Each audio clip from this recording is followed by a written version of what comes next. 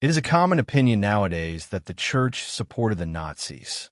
You have heard this before, perhaps in a documentary, perhaps in a conversation, perhaps in a headline designed to provoke outrage. The Vatican made a deal with Hitler. The Pope blessed the Third Reich. The Catholic Church stood by while 6 million Jews were murdered. It is a simple story, clean, easy to understand. Villains and victims, complicity and silence. It is also wrong, not completely wrong, not a lie, but a simplification so extreme that it has become a distortion. The truth, as is so often the case, is much more complicated. A dark period filled with fear and secrecy. A period in which the church was forced to navigate between survival and resistance, between protecting its flock and condemning evil, between the devil and the deep blue sea. This is that story. It begins not with a confrontation, but with a handshake. A treaty signed in the summer of 1933, just months after Adolf Hitler became Chancellor of Germany. A treaty that critics would later call a betrayal. A treaty that the Vatican defended as a necessity. The Reichskonkordat. But to understand the Concordat, you must first understand what the Catholic Church in Germany was facing. And to understand that, you must go back further than 1933. You must go back to Bismarck, to the Kulturkampf, to a time when the German government tried to destroy the Catholic Church entirely. Because the Church did not sign the Concordat out of love for Hitler. It signed it out of fear of what would happen if it did not. To understand the Concordat, you must first understand the Kulturkampf. In the 1870s, German Chancellor Otto von Bismarck launched a campaign against the Catholic Church. He called it the culture struggle. Its goal was to bring the Church under state control, to eliminate Catholic influence from German society, to make the Church subordinate to the state. Bismarck expelled Jesuits from Germany. He arrested bishops. He shut down Catholic newspapers. He banned Catholic schools. He cut off state funding to dioceses. He made it a crime for priests to speak about politics from the pulpit. The Church fought back, and it won. By the end of the decade, Bismarck had abandoned the Kulturkampf. The Church had survived, but German Catholics did not forget. They remembered what it felt like to be hunted. They remembered what it felt like to have their institutions destroyed. They remembered that the German state, when it chose to, could move against the Church with terrifying speed. This memory shaped everything that came after. Fast forward to 1933. Hitler becomes Chancellor. His party is hostile to the Church. Nazi ideologues like Alfred Rosenberg preach a return to pagan German religion.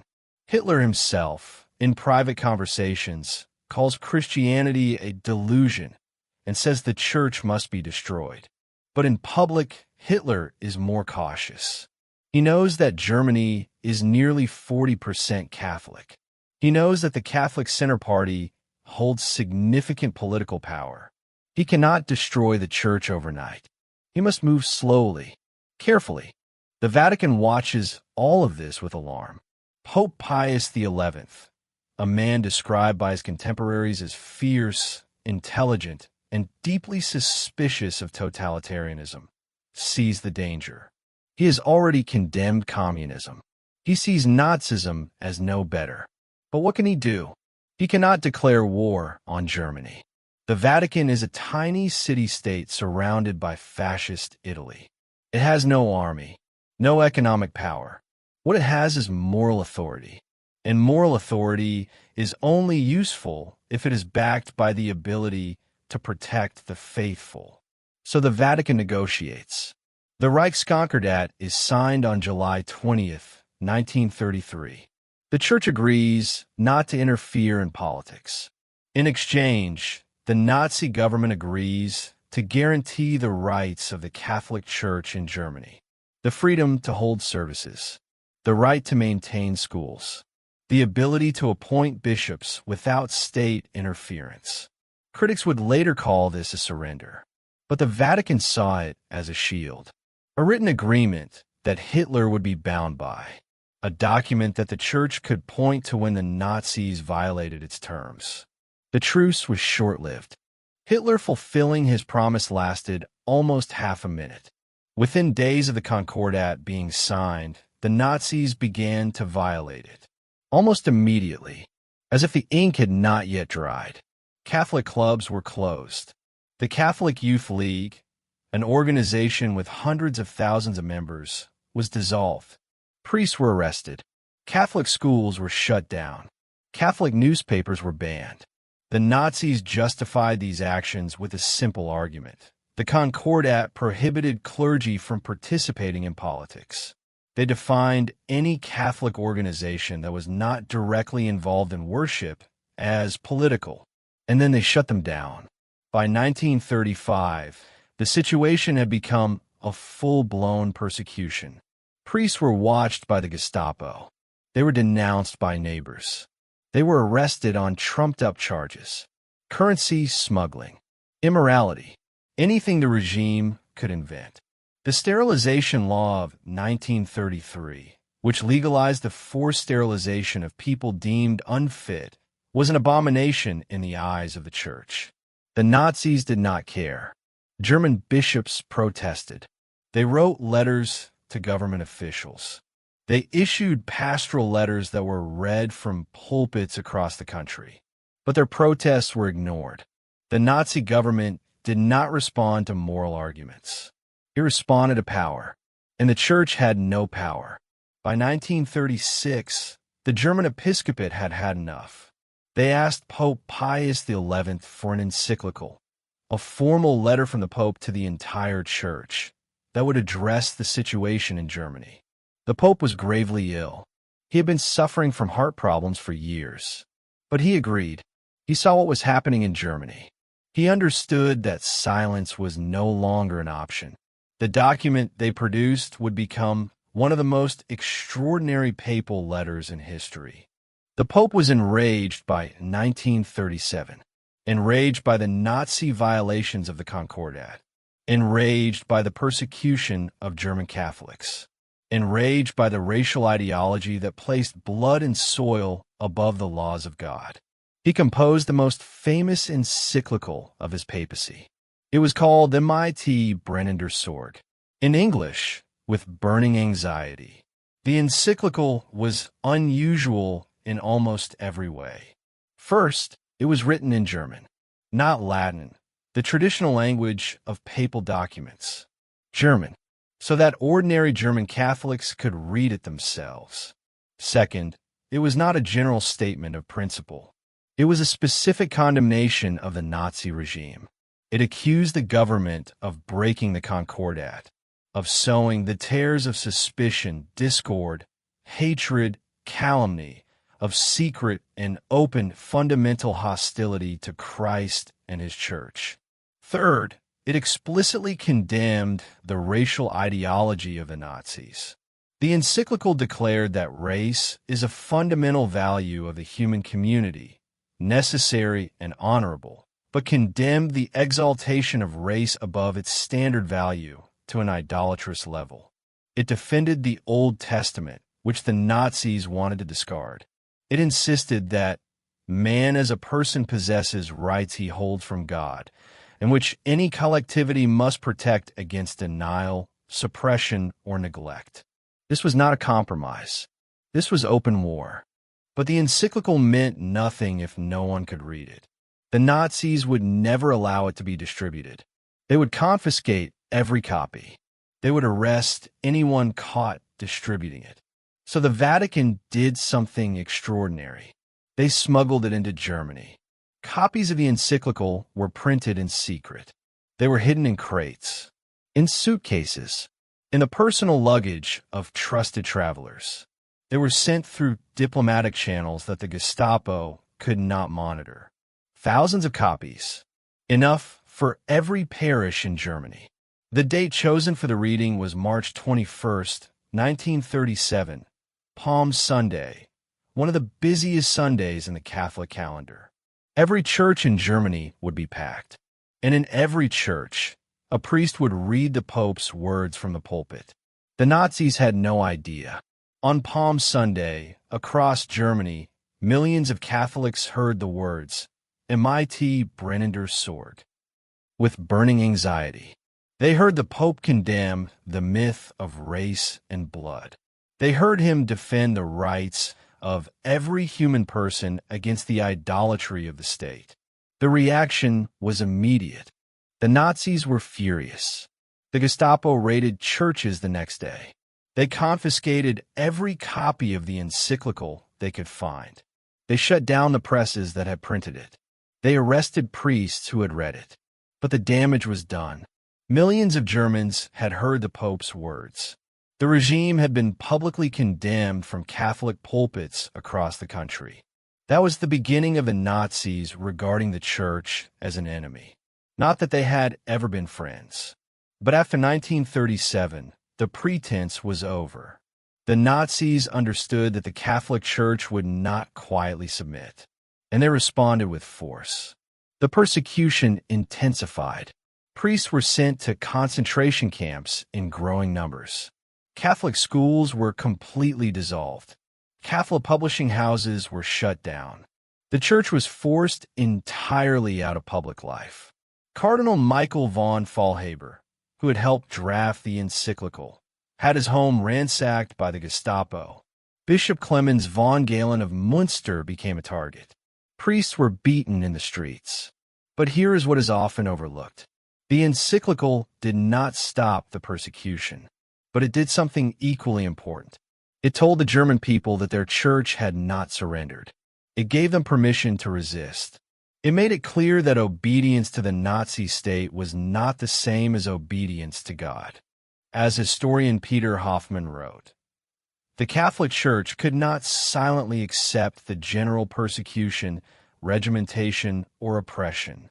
Over the years, until the outbreak of war, Catholic resistance stiffened until finally its most eminent spokesman was the Pope himself with his encyclical MIT Brennender Sorg. In general terms, therefore, the churches were the only major organizations to offer comparatively early and open resistance. The encyclical did not name Hitler. It referred to a mad prophet who was leading Germany astray. But everyone knew who the Pope meant, and everyone knew that this was an act of war. There were also the brave people who must not be forgotten. From December 1940, Berlin ordered that all clerical prisoners from other camps be transferred to one location. The Nazis wanted to concentrate the priests, to isolate them, to break them. That location was Dachau. The priest barracks of Dachau became the center for imprisonment of clergymen.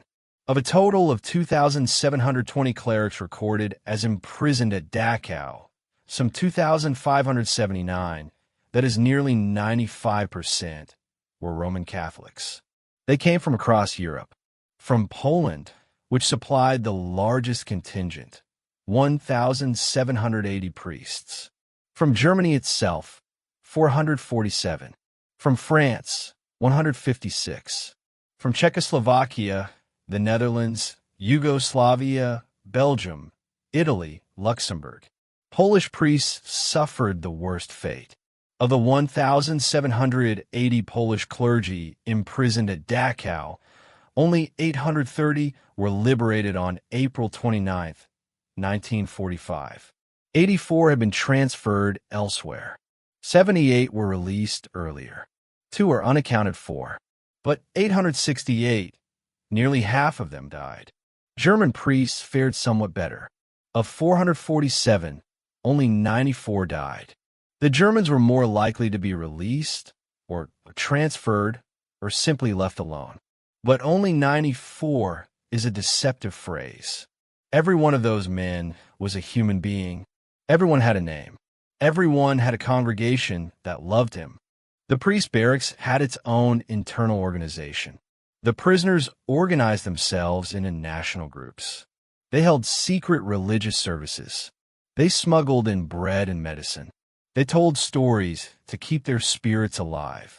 But they also died of disease, of exhaustion, of beatings, of the sheer, grinding cruelty of the camp. One of them was a German Jesuit named Father August Froelich. He had been a parish priest in Berlin. He had condemned the Nazi euthanasia program from his pulpit. The Gestapo arrested him in 1943. He died in Dachau in 1944. Another was a Polish priest named Father Jan Otrzyba. He had been arrested for teaching religion to children, something the Nazis had banned. He died in Dachau in 1942. There are hundreds of these stories. Thousands. Most of them are lost to history. But the fact that the priests had their own barracks, that the Nazis felt the need to segregate them, tells you something important.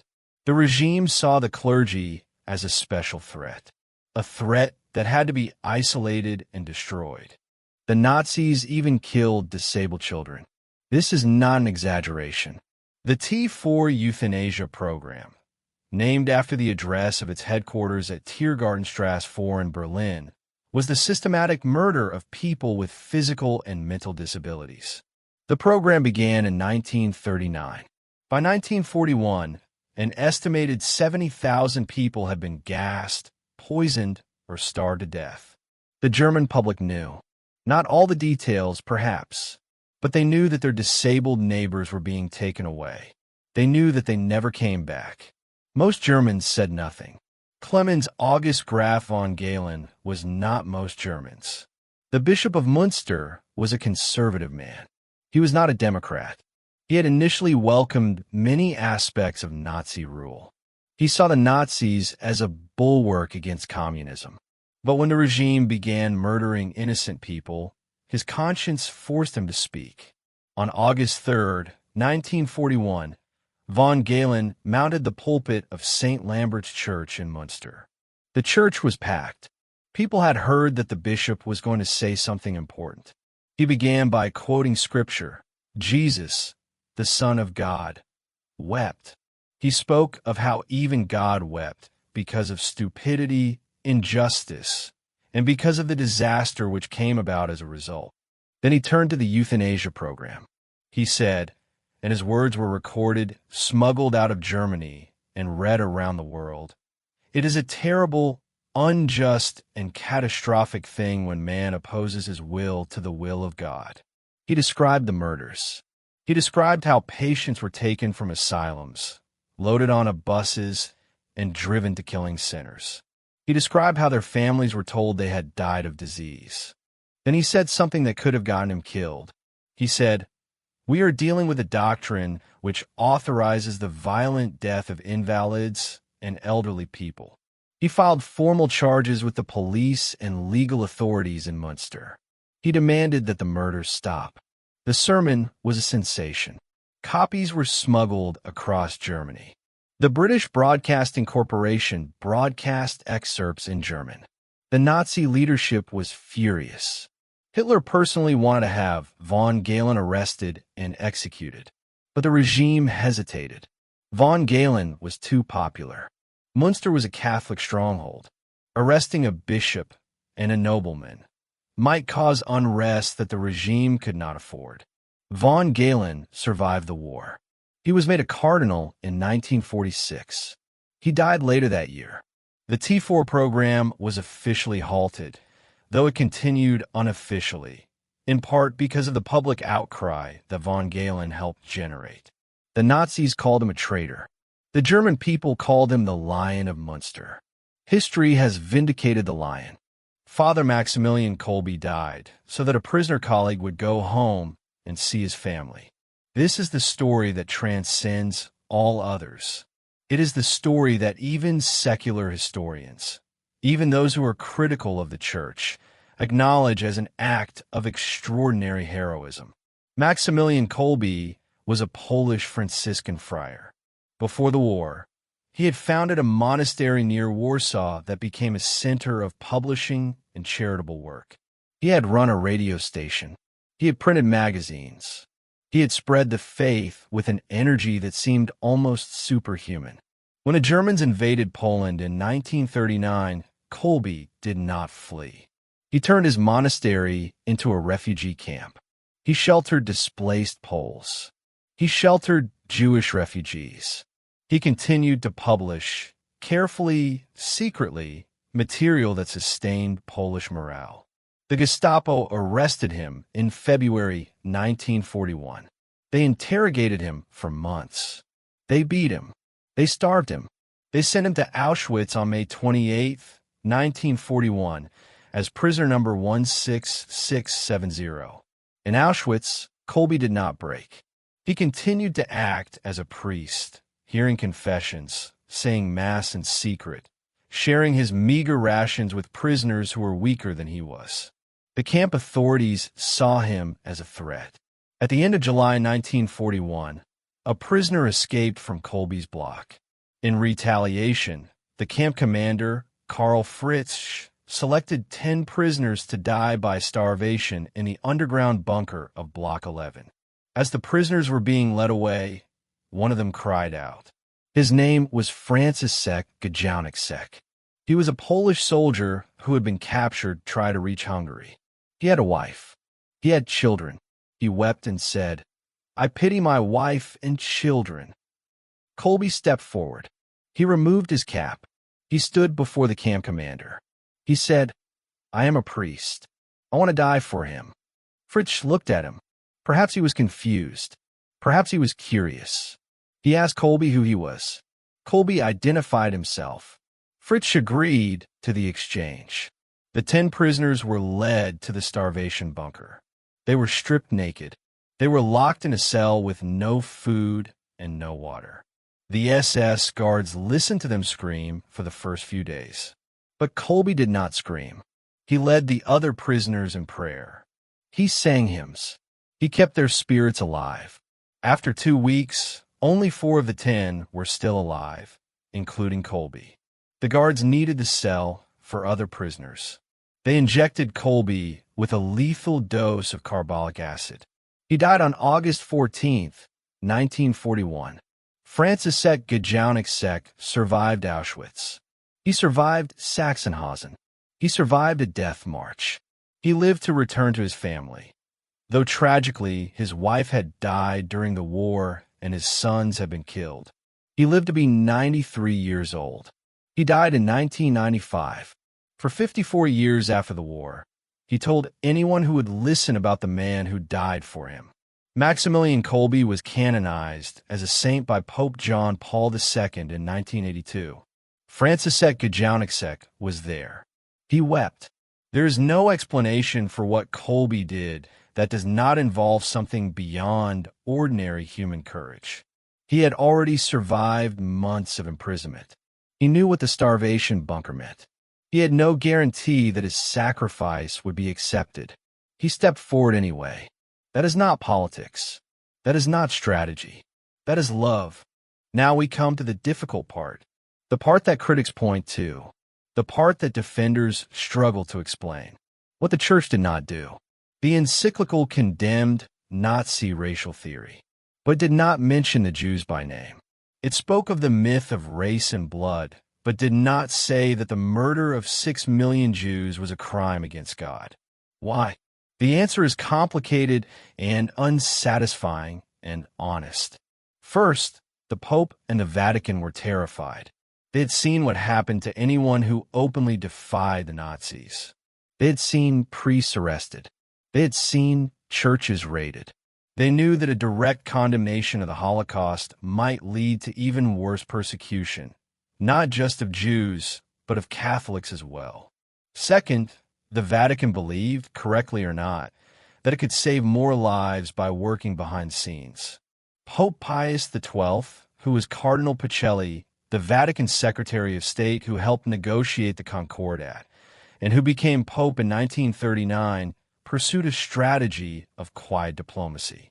He authorized Catholic institutions across Europe to hide Jews.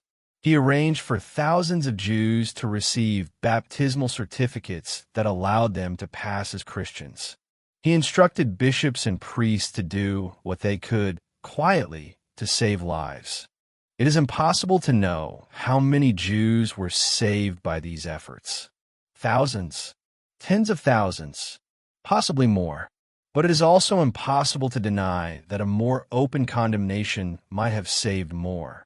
Critics have argued that Pius XII was too cautious, that he should have spoken out more clearly, that his silence, even if it was strategic, allowed the Nazis to continue their murderous work without the moral judgment of the world's most prominent religious leader.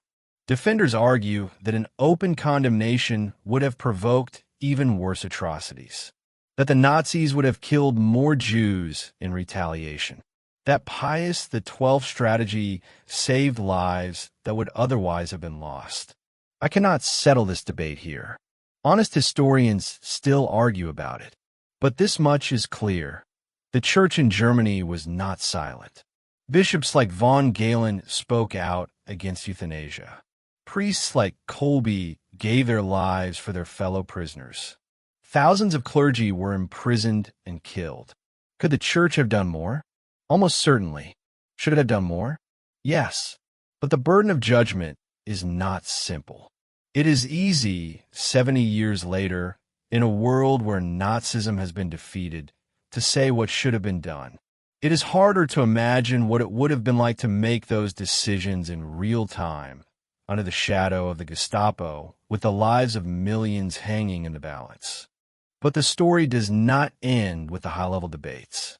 It continues in the lives of ordinary German Catholics who refuse to bow. There was the Catholic journalist Fritz Gerlich. He had initially supported Hitler, but he quickly saw the truth. He published articles exposing Nazi violence. He called the regime a criminal gang. He was arrested in 1933 and murdered in Dachau in 1934. There was the Catholic trade unionist Nikolaus Gross. He organized resistance among Catholic workers.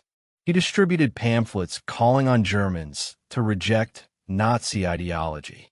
He was arrested in 1944 and executed in Berlin in 1945. There was the Catholic laywoman Gertrude Luckner. She worked for Caritas, the Catholic charity. She helped hundreds of Jews escape Germany. She was arrested in 1943 and sent to Ravensbrück concentration camp. She survived. There was the Catholic philosopher Dietrich von Hildebrand. He fled Germany in 1933 after publishing a pamphlet denouncing Hitler. He continued to write and speak against Nazism from exile. The Nazis put a price on his head. He survived. There were the Catholic bishops who gathered at Fulda in 1942 to draft a pastoral letter condemning the murder of innocent and defenseless people. The letter was never published. The bishops feared it would provoke a worse crackdown, but the fact that they drafted it at all shows that the hierarchy was not indifferent. And there were the thousands of ordinary Catholics who hid Jews in their homes, who provided false papers, who smuggled food into ghettos, who sheltered refugees. Most of them have no memorial. Their names are not recorded, but they existed. The German historian Klaus Scholder wrote that by 1937, the Nazi regime and the Catholic Church were in a state of undeclared war. That is the truth that is often overlooked. The Church was not a collaborator with Nazism. It was a target of Nazism, and it fought back. Let's look at the numbers, because numbers, cold as they are, tell a story that words cannot. Approximately 2,720 Catholic clergy were imprisoned at Dachau alone. 1,034 of them died. That is a death rate of 38%. Among Polish priests, the death rate was nearly 50%. Every second Polish priest who entered Dachau did not leave alive. But Dachau was not the only camp. Clergy were imprisoned at Sachsenhausen, Buchenwald, Mauthausen, Auschwitz, and dozens of other camps. Thousands more died there. By conservative estimates, at least 3,000 Catholic clergy were killed by the Nazi regime. Some estimates go much higher. These were not soldiers. They were not partisans. They were not armed combatants. They were men of God. They were arrested for celebrating Massachusetts, for teaching catechism, for refusing to remove crucifixes from classrooms, for speaking out against murder. The Nazis did not see a distinction between religious activity and political activity. To them, being a priest was an act of resistance, and they responded accordingly. One statistic is particularly telling. Of the 2,720 clergy imprisoned at Dachau, only 94 were German. The others came from the occupied territories. German priests, because they were German, were somewhat protected. But non-German priests, Poles, Czechs, French, were considered less than human. They died in staggering numbers. The church in Poland suffered the most. The Nazis closed 1,500 Catholic churches in Polish territory. They arrested 3,000 priests. They killed 2,000 of them. The Polish church was nearly destroyed. This is not the record of a church that supported the Nazis. This is the record of a church that the Nazis tried to destroy. So let us return to the common opinion, the one we started with, the idea that the church supported the Nazis. Is there any truth to it? Yes, some. The Vatican did sign a concordat with Nazi Germany in 1933. That was a mistake. Even the Vatican acknowledged, years later, that it had misjudged the regime. Cardinal Pacelli, who became Pope Pius XII, later said that the concordat was signed in spite of many serious misgivings and in the hope that it might safeguard the liberty of the Church in her mission of salvation in Germany. The hope was disappointed. The Concordat failed. The Nazis broke it almost immediately, and the Church was slow to condemn the Holocaust explicitly. Pope Pius XII never issued a statement that named the murder of the Jews as a crime against God. For many people, that silence is unforgivable. But here is the rest of the story. The Catholic Church in Germany was the only major institution that openly resisted the Nazis from the beginning. The army surrendered. The civil service collaborated. The universities adapted. The Protestant churches, with exceptions like Dietrich Bonhoeffer, largely accommodated themselves to the regime. The Catholic Church did not. The encyclical Mit Brennender Sorge was the first official condemnation of Nazism by any major institution. It was read in every Catholic church in Germany on Palm Sunday, 1937. Millions of Germans heard the Pope call Nazi racial ideology an idolatry. Millions heard him say that the state does not have absolute power over the individual. Thousands of priests were arrested. Hundreds were killed. The priest barracks at Dachau are a monument to Nazi hatred of the Catholic Church. 1,034 priests died there. They did not die because they supported the regime. They died because they refused to stop being priests. Bishop von Galen risked his life to condemn the murder of disabled children. Father Kolbe gave his life to save a stranger. These are not the actions of collaborators. They are the actions of heroes. So what is the verdict? The church was not perfect. It made mistakes. It was slow. It was cautious. It should have done more. But to say that the church supported the Nazis is a lie. It is a distortion of history so severe that it becomes its opposite. The Nazi regime wanted to destroy the Catholic Church. It said so openly. Hitler told his inner circle that he would settle his account with Christianity after the war. Himmler and Rosenberg dreamed of a pagan German religion with no connection to Rome. The church stood against them, not as perfectly as we might wish, not as loudly as we might hope, but it stood. And those who stood, von Galen, Kolbe, Gerlich, Gross, Luckner, and thousands of unnamed priests and lay people who hid Jews and distributed pamphlets and refused to remove crucifixes from their classrooms, deserve to be remembered. They are the truth behind the common opinion. They are the reason that when you hear someone say the church supported the Nazis, you can say that is not the whole story. It was a dark period, filled with fear and secrecy. But in that darkness there was light. That is the untold truth. In 1945, the war ended. The camps were liberated. The world saw what the Nazis had done. The Catholic Church in Germany was in ruins. Hundreds of churches had been destroyed. Thousands of priests were dead. The survivors emerged from the rubble to find a nation broken and ashamed. Many of those survivors never spoke of what they had endured. The trauma was too deep, the memories too painful. They carried their silence like a wound that would not heal. But some of them spoke. Bishop von Galen became a cardinal. He traveled to Rome and spoke of the horrors he had witnessed. Father Kolbe's story spread around the world. The priest barracks of Dachau became a place of pilgrimage, a reminder of what happens when hatred of God is given political power. The Concordat remains in force today. It is one of the few treaties from the Nazi era that is still legally binding, but it is a dead letter in all but name. The post-war German government has honored its terms not because it must, but because it chooses to. So what do we take from this story? We take the complexity, the understanding that history is rarely simple, that institutions are not monoliths, that men, even popes and bishops, are flawed and afraid and sometimes wrong. We take the heroes, von Galen in his pulpit, Kolbe in his cell, the thousands of priests who went to Dachau and died with their faith intact. And we take the warning. The Nazis were not the last totalitarians. There will be others, there are others now, who will try to claim absolute power over the human soul, who will try to replace the worship of God with the worship of race or nation or state. The Church's response to the Nazis is not just history.